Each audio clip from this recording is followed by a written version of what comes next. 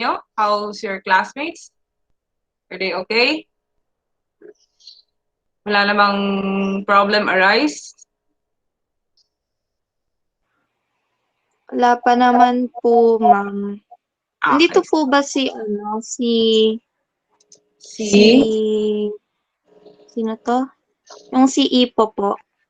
Baka po Ano? kasi nagkaka-problem sa groupings po na ganon. Speaking of that, dun sa finals natin for the Google site, wala daw siyang kagrupo, no? Sabagay, I allowed you to have individual. Opo, ma'am. Individual and groupings naman po yun. Okay. So, may concern tayo kay Ipo. Minsan po kasi, ma'am, pagka meron pong groupings, hindi naman daw po siya nakikipag-cooperate. So, nahirapan po yung ibang kaklase na, Okay, sige. I'll talk to him later. Ipo. Si Reyes. Aside from Ipo, meron pa po ba tayong concern?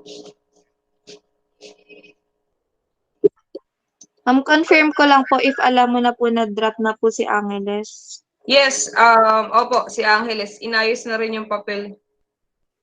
Inayos na yung papel Okay po, sa ma'am. registrar. Okay. So, na-inform na kaya yung mga teachers niya?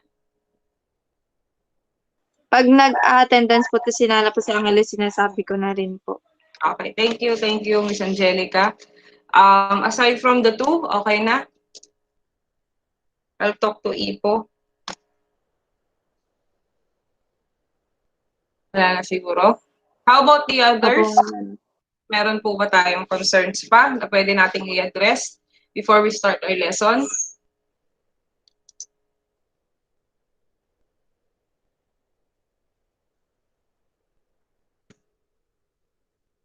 Okay, so I think wala na. Okay, so again, as our agreement, I will talk to Mr. Ipo Reyes.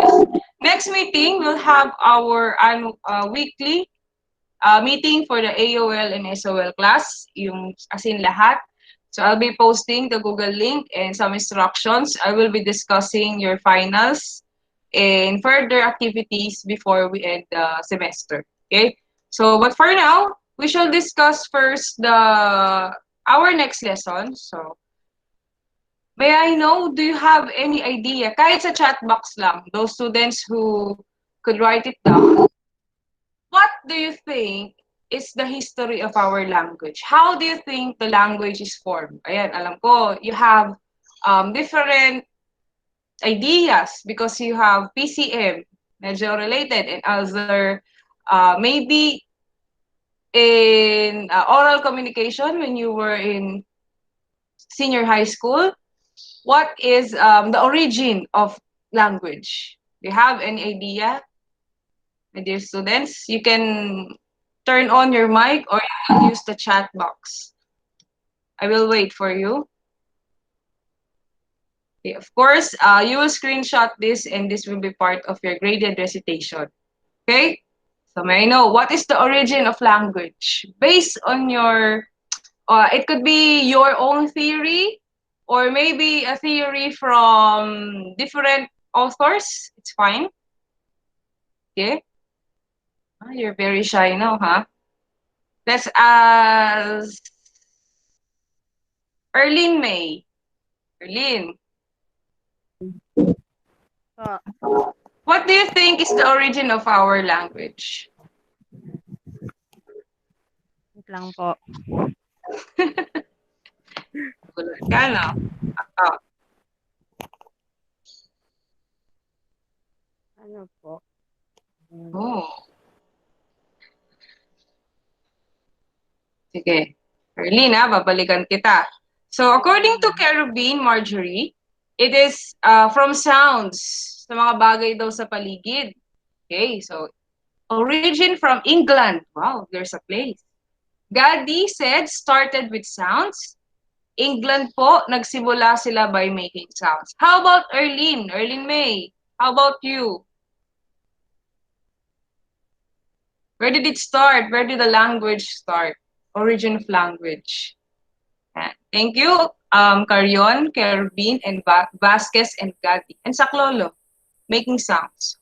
Most of you is making sounds. Okay. So, Arlene, do you want to add something?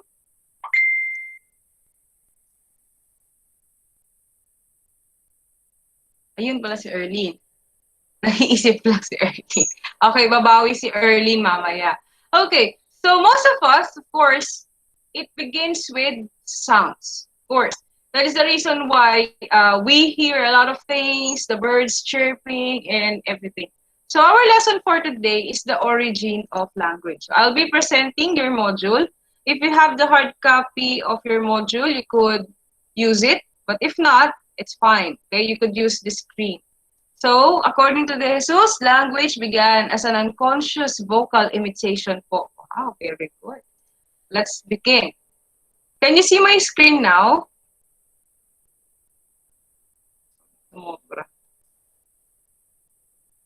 Can you see my screen now? Yes po. Yes po. Okay, very good. So, the origin of the human language. So, for the first lesson, we shall discuss the Bow Wow Theory and Dingdong Theory. So, do you have any idea what is Bow Wow and Dingdong Theory? May I know? Do you have any idea? I think you have, kasi alam niyo yung sa sounds eh. May I ask you? Do you have an idea for Bow Wow and Ding Dong Theory? That is our first two theories for human language. Have? You could use the chat box. And also you could unmute your mic. I think I call someone. Claridades. Claridades. Carlos. Yes, ma'am. Do you have any idea what is a Bow Wow and Ding Dong Theory? Ma'am, hindi po siya familiar. You're not familiar with the Bow Wow theory. Okay. Hindi po. Okay, thank you, Carlos. So let us now begin with the Bow Wow theory. Actually, what you have said a while ago about sounds, it's actually very familiar with these two theories. Now let us discuss first what is a Bow Wow theory. So a Bow Wow theory, it's back years back. We all know that there is a natural sound source. A very unique perspective on the beginnings of language depends on the idea of common sounds. What are the different common sounds during that time? Maybe some animal sounds, nature sounds like the river, the wind. So those are the different common sounds during, even before. The human hear-able framework is as of now working before birth around 7 months. So early, as long as the baby is normal, there is a hear-able or the capability of hearing things. Pag normal siya, there's a hearing things, no problem.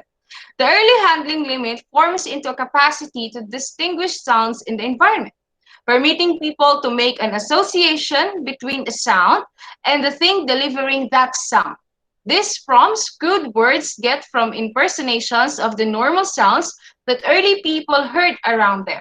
Among few epithets that he imagined to discuss the roots of discourse is Jespersen, consider the thought of Bowel theory. So ano ba yung Bowel theory?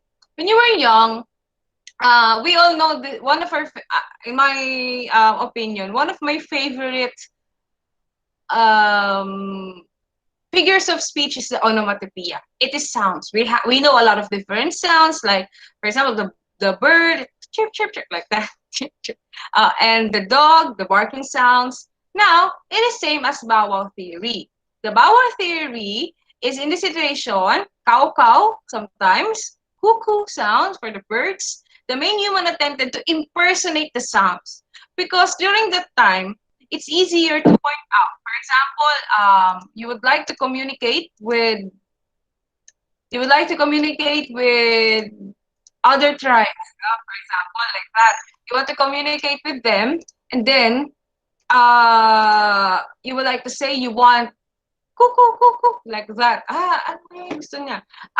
And then you heard there's a rooster or a hen. It will be easier. So the people during that time, according to this theory, is imitating the sounds from that animal or from any natural sounds. Of course, noong time naman noon before, no, there are no music. There's no a composer or what. But there are some common sounds, the natural sounds around them. Siyempre, there's no education during that time pa. So the education is imitating the different sounds. The very truth that every language has a few words with elocutions that seem to repeat present sounds maybe won't to help this theory. In English, moreover, the cuckoo will sprinkle, blast, blast, flutter, buzz, murmur, shriek, and in truth, bow wow. So that is the bow wow theory. Words that sound practically like the commotions they portray are tests of onomatopoeia. All the facts demonstrated that assortment of words in any language are onomatopoeic. It's difficult to learn how the great part of the soundless things, additionally as dynamic styles. So for example, during that time, they do not know love or they do not know the different names of things. Now, since naming of things, little by little, of course, human beings have a capacity to grow. Marunong tayong mag-grow, lahat dapat nag-grow. So nag-grow sila, and now let's have our second theory. The Dingdong Theory started when when human started naming objects. So before, they're naming sounds. And now, little by little, they are naming different objects. We could also say that the reason why we have different names, different names of different things around us in other countries kasi we have different ways of naming the objects.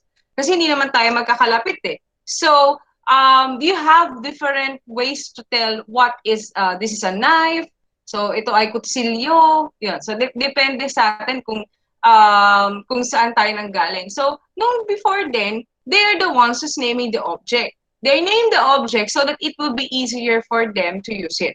Also, if you could see some of the writings, di ba, more on pictures eh. How does it look like? Ganun ang itsura nung sinusulat nila. Nowadays, as time goes by, tsaka na lang tayo nagkakaroon ng specific words. Okay. So, this theory claims language, words, and individual sounds are connected through nature, like applying certain sounds more frequently to particular phenomena. If the simplest evidence comes from the amount of language using the fl in words associated with speech. This represents the sound of certain objects, but is unclear the way we provide to provide onomatopoeia for silent objects like a rock. So, most of the time, of course, ang na-name lang ng mga things, yung mga usual na ginagamit. So, some objects, hindi nila, kasi nga no sounds, it's hard for them to name. For example, the rock, lying lang siya dyan and doesn't know that. So, wala silang agad pang pangalan doon sa mga bagay na yan. It also doesn't consider abstract ideas, walang love, justice. Okay, of course. During the time, there's no abstract nouns. Hindi nila masabi pa yun kasi nga, we have limited words. Also, this hypothesis doesn't supply words for grammar or abstract items within the English. So it's not hard to imagine that these words are unusual and rare in most languages. Onomatopoeia is such a little part of linguistics. So this hypothesis is very limited. Actually, if you will compare the two things, in Bow theory, language is imitation of sounds. So this is where the people during that time imitated the sounds, and that's what they called the different objects. However, Dingdong Theory is when they start naming objects and they connected it to their lifestyle and the ways they are using it most of the time. Now let us now go with the two different theories. Okay, so before that, I have a question for you. From your childhood experience, what theory helped you to learn your language? Okay, may I know nga, how did you, let's have a question and answer tayo. Balik tayo sa ating chat box and unmute and mute of mic. Now, when you were young, do you have any stories from your parents of how did they teach your first language? Paano daw kayo tinuruan when you were younger? Sige nga. So, while someone is typing, I will ask Saklolo Pauline. Pauline. Pauline. Hello po. Hello. May I ask, how did you learn your first language? How did your parents teach you different language? As far as I remembered po, ginagaya ko lang po kung ano po yung sinasabi po nila sa akin. Halimbawa po, mama. Tapos pinipilit po nila na sabihin ko po yung mama. Araw-araw po yun po yung sinasabi po nila. Tapos hanggang sinasabi ko po yung mama, sumunod naman po yung tatay, yung ganun po. Okay. So, sa pilitan. Opo. Sa'yo. At mama talaga ang una. Opo. Kailangan mama. Okay, sige. So, for her, constantly repeating of words. So, based on your experience, usually one word ka lang hanggat sa masabi mo? Opo. Okay. That's nice. Very systematic. One word. Mama. Ganun lang. Yun lang pwede. Okay. Nice. What age did you start speaking? The word mama. What age? Nababanggit ba sa'yo? Actually, ako hindi ko alam eh. That's why I'm very curious. Hindi po. Wala pong sinabi po sa akin. Basta ang sinabi daw po yung unang word ko daw po, mama. Okay. Mama mo ba nag-aalaga sa'yo? Opo. Kaya pala. Kailangan. Okay, sige. Very good. So, I think most of us, we started by imitating the sounds from our parents. That is also why we need to talk to children most of the time. I know that talking to children sometimes is very hard, tedious siya, medyo nakakatamad for some people because you need to repeat. As per Pauline's experiences, they keep on talking until they say the word. Of course, that is her first word. It's hard to say mama like that. It's hard for them, but you need to teach the kids to say different kinds of words. So, pag nasabi niya na yung mama, tatay naman. So, until all of the family members, the little by little, how to eat, nana, di ba? Minsan yung mga, kaya nga, di ba, that is the reason why we have, if you have a baby inside the house, you will have different ways to name things. For example, di ba, some people sleep, let us sleep. Pero if you have a baby, sometimes meme, ganon, meme na tayo, meme. Okay, so nagiging ganon because that is how the kids could say it. Okay, little by little. Sometimes nga, I remember my cousin,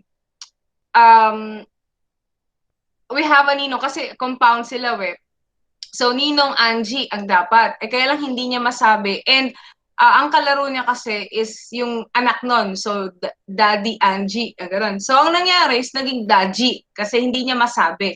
So, yun na yung naging normal na ways to address that kind of person. So, minsan ganun yung nangyayari eh. That's why, when we want to learn language, we need a lot of time. Especially when we teach kids. Also, papasok na yung mga different theories eh. For example, bakit si ganito maganda mag-English? Maybe he's been exposed to different movies. Yan, yung kagaya ng Peppa Pig, Cocomelon, those kind of things. Alam ko nga yung ano na to, but when we were younger, we have Dora the Explorer. So, it's easy. Ang cute ni Dora kaya. Okay. So, those things. Okay? So, let us now proceed with our next theories. Okay. Let us now have, since we already know the Bow Wow and the Dingdong Theory, again, when we say Bow Wow, that is the theory when we imitate sounds, common sounds. But Dingdong Theory is when we start naming things, phenomenons that happen. Okay, so medyo limited pa yung theory na yon. So now we have the second lesson, the sing-song theory and the Pupu Theory. So it's not Winnie the Pooh, ha? Magkaiba yon.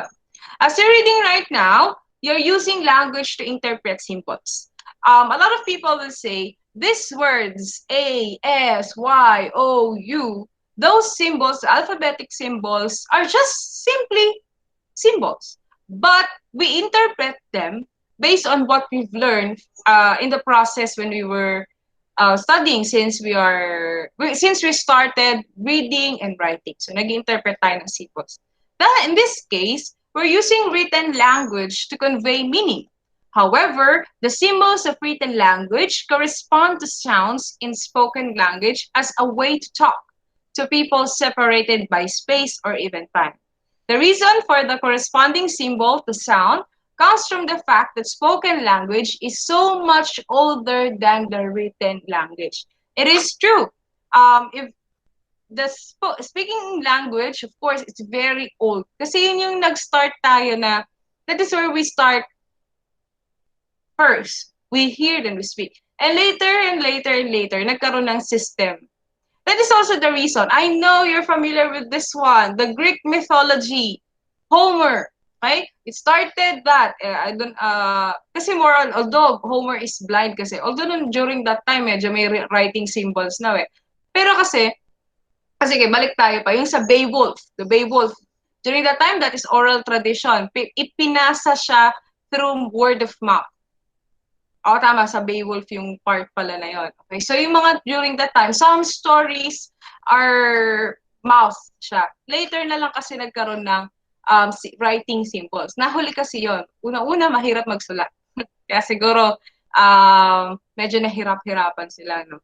So, how just a single species among a few million did come to have language? And how do kids so easily gain proficiency with their first language? An accomplishment that humiliates the sharpest grown-ups. These are unquestionably two of the most striking inquiries confronting language specialists. Here we propose to address the previous that is presently, okay, so this is the sing-song theory and the Pupu Theory. Ito yung itsura ng pictures nila for our abstraction.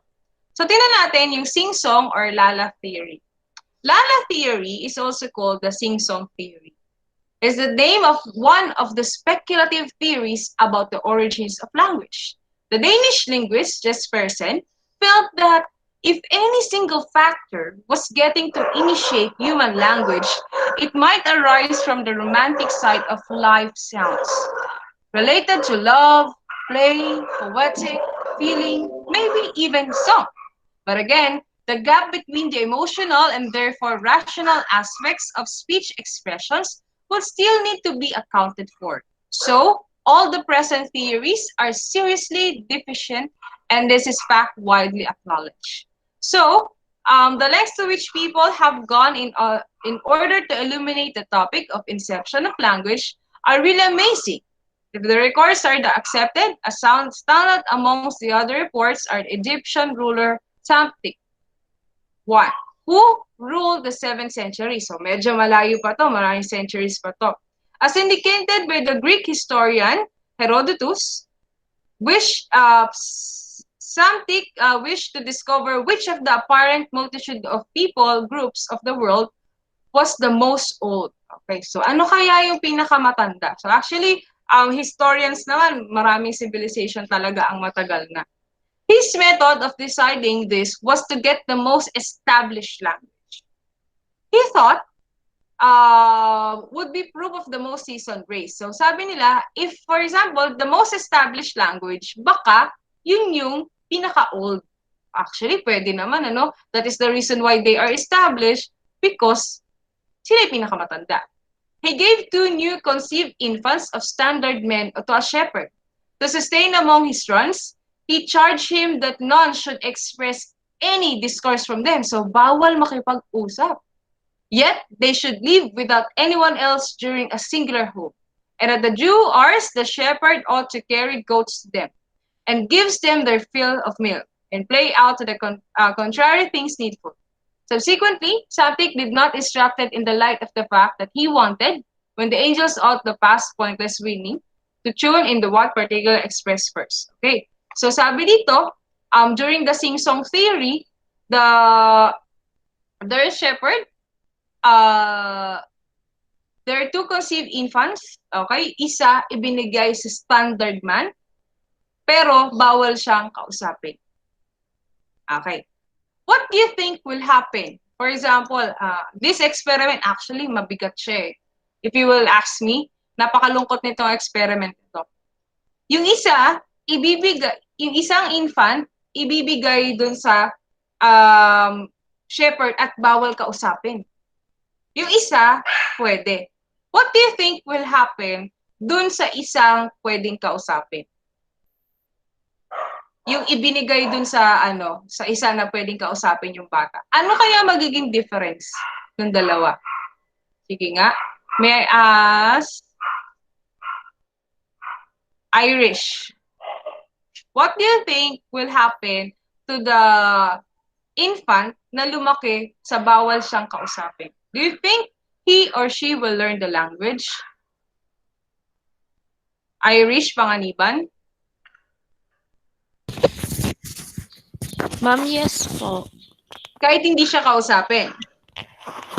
Ma'am, kahit di naman po siya kausapin, syempre po parang sa sarili niya na, ma'am, kahit hindi siya kausapin, magsasalita pa rin po siya. Pero kahit, ma'am, yung pag ikaw lang yung tao, magagawa mo pa rin magsalita. Ganun po. May magagawa mo pa rin magsalita. Yes. As in, zero knowledge ka sa language. Yes po, kasi po ma'am, di ba po, may maririnig ka, tapos yung mga maririnig mo, para ma-apply mo po sa sarili. Okay. So, what you're saying is that you will learn, maybe, dun sa, yung structure talaga ng words, wala kang malalaman, but you could learn how to communicate. Okay, tama. So, of course, the kid eventually will learn how to communicate. But speaking like this, I don't think he will. Okay? Kasi wala kang kausap eh. So it will be very hard for you to understand. But yung language niya, according to Irish, and I think it's correct, you could still communicate through sounds, to everything, pwede. Pero magkaiba nga, hindi nga lang ikaw makapagsulat kasi nga wala kang alam, walang nagturo sa iyo. Okay. So let us now proceed with the next. The second theory that we shall discuss, and of course this will be our last, the Pupu Theory. The idea that speech comes from the automated vocal response to pain, fear, surprise, or other emotions, such as a music, a shriek, a gust. But many animals make these sorts of sounds too, that they didn't find with language. Another of Jesper's epithets was the Pupu Theory, which recommended that discourse created from instinctual sounds individuals make in passionate circumstances. That is, the first hints of language may have originated from characteristic cries of feeling, for example, agony, outrage, and satisfaction. By this course, apparently, ouch came to its difficult undertones. Be that as it may, ouch was more so, ooh, wow, okay. So, also yuck.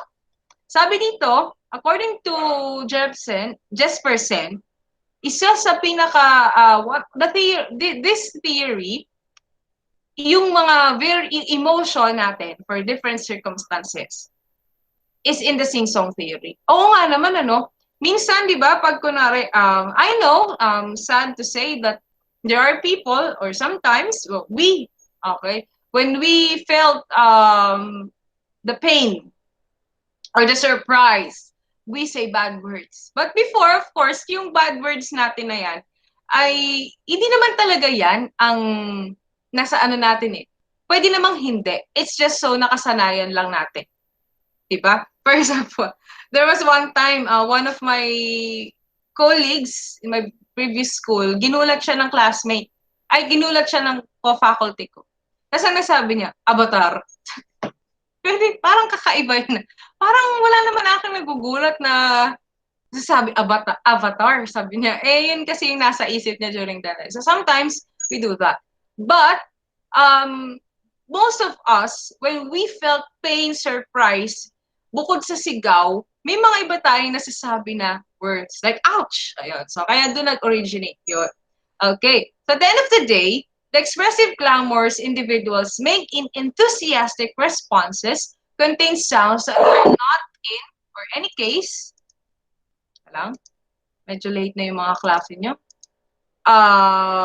Make an enthusiastic response contains sounds that are not in any case utilized in discourse. So, ngayon lang, may problema tong theory na to. The exclamations like the emotional response that one might accompany pupu phrases are actually hooked into the language rather than a basis through which language are often created. So, kasi ang sabi dito, yung mga nararamdaman daw natin, yun yung parang isa sa major flaw ng theory na to, is that hindi naman language or hindi siya mako-consider na language yung feelings natin during the time. Kumbaga parang it's hindi siya klaro, it's not clear. Because the responses hindi siya masyadong of course different basis yan, marami yung pero hindi nila masyadong ma-consider yon. So marami siyang flaw. Okay? So, in the essence, emotional response of pain sounds like ouch in English or in Russian, E in Cherokee. If there was a generalized emotional response that each one people made independently of other, then perhaps there would be some legitimacy to the argument. So, kung pare-pareho daw sana ng response ang mga different people, it will be language. Ayun nga lang, until now, hindi, di ba? For example, may isa yun, dapat, aray, gano'n sa Pilipino, di ba? Dapat yun kasi masakit. But now, hindi. Oh my gosh. Gano'n, iba-iba tayo. So, hindi siya hindi siya, yung theory, maraming flaw. Kasi, iba-iba yung tawag sa different feelings. Okay? But those noises that we all do make supported the stimuli of sneezes or hiccups cannot demonstrate standard linguistic. So, hindi siya ma-accept kasi there is no standard. Okay. So now, I think that's all. Yung Yohiho theory, next meeting na lang natin i-discuss. So now, do you have any questions about the different theories? So we already have 4. So the first one is the vowel theory, imitation of sounds. The second one is the, ano yung second natin theory? Bow wow and Dingdong. Dingdong. Okay. Dingdong Theory is when we start naming the words. The third one is, ano is the third one? Lala Theory or Sing-song po. Sing-song or Lala Theory.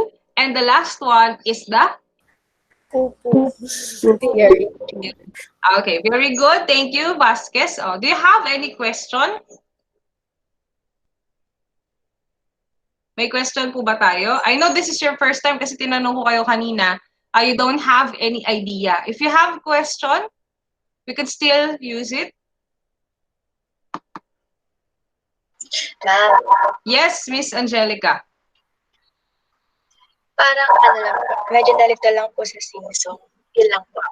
Okay, so let us revisit the sing-song theory. Sing-song. Okay. Okay. So, sabi dito, saan kang partner ito?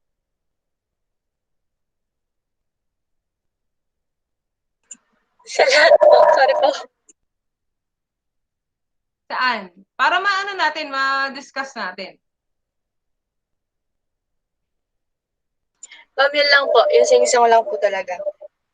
Saan part ka sa sing-song? Okay. May I know what did you understand? Yung konting naintindihan mo. So, that dun tayo hugot, palabas. Speculative theory lang po nasulat ko. Okay. Sige. Balik tayo Hindi pala naka-present yung sing. Okay, sige. Okay, I think sing-song theory. Okay, no problem. Let's go back. Review natin si sing-song. Okay, dahan-dahan na lang. Okay. The sing-song theory, again, it is called Lala. It is name of one of the speculative theories about the origins of language. So si Jess friend felt that If any single factor was getting to initiate human language, it might arise from the romantic side of life, play poetic, maybe even song. So sabi niya, baka sa sing-song theory, so maybe aside sa, since it's about love, it's about play and sort of, maybe may mga song na din during that time. Kaya sing-song din sila. Although, there's a problem with this theory. Kasi gusto niyang malaman if sino daw yung pinaka-established. Ano yung pinaka-nauna? What is the first language? Ngayon, he said, maybe the first language is from the most established one. Kasi daw, kaya yun ang naisip niya, it is because established na siya, so therefore, siya yung pinaka-nauna. Kasi ngayon pa lang nagsisimula yung iba. Aside from that, nagkaroon din ng study. Yung study na to, ito yung medyo malungkot na study. Why? Kasi, actually, we have learned this sing-song theory when we were in college. My teacher said that about this study, there is a shepherd. There two, actually yun daw ay isang twins. Doon yun sa sing-song theory. May twins daw kasi. These twins are separated from each other. So since they are twins, both of them have the capacity of each other's internal. Meron siyang these twins, syempre pareho sila nang nasa loob. Yun ang based on the experiment. Ngayon, pinaghiwalay yung dalawang twins. Yung isa, they are exposed to the language, to the sounds. Yung isa, nilagay siya dun sa a place where walang pwedeng makausap. Under din to ng theory na to. Wala siyang pwedeng makausap, bawal siyang kausapin. Dun nga actually, dun sa one of their discussions before when we were in college, is the shepherd itself is mute. Ibig sabihin, pipe. So, ang kausap lang niya is yung mga sheep. Bawal siyang kausapin, tas ganun pa yung ng shepherd sa kanya. Now, of course, what happened in the story of these twin brothers, of course, yung isa nakakapagsalita. Pero yung isa, since doon siya nilagay sa no discourse talaga, walang usap and everything, hindi siya nakapagsalita. But, kagaya rin naman ng sabi ng classmate nyo kanina, even if hindi ka marunong magsalita, you cannot produce language, you could still, pwede ka pa din makapag-communicate. Of course, that will happen. Communication, kahit na walang language, magagawa. But it will not be easy. Okay? So, do you still have questions? Sing-song theory. Yung susunod nating theory, baka maubusan tayo ng lesson. Next week na lang. Okay? So, do you have any questions?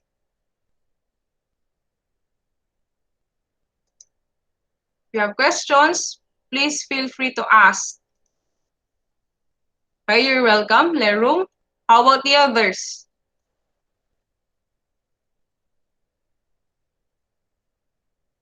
Do you have any question? I think wala na. Sir RS, nandyan ka pa po ba? Okay. Wala na ata si Sir RS. Okay. So, you don't have any questions? Tama po ba? Sumagot naman kayo. Kayo matakot.